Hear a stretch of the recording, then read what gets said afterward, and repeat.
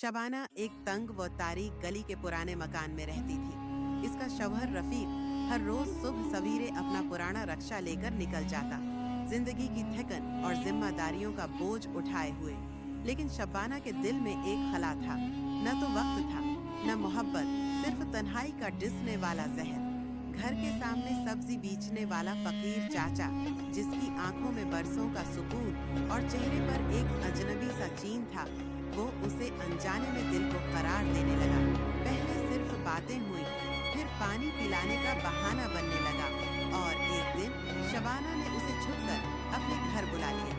ये सिलसिला बन गया आदत। रोज रफीक के जाने के बाद फकीर चाचा उसके कमरे का खामोश मेहमान बनने लगा।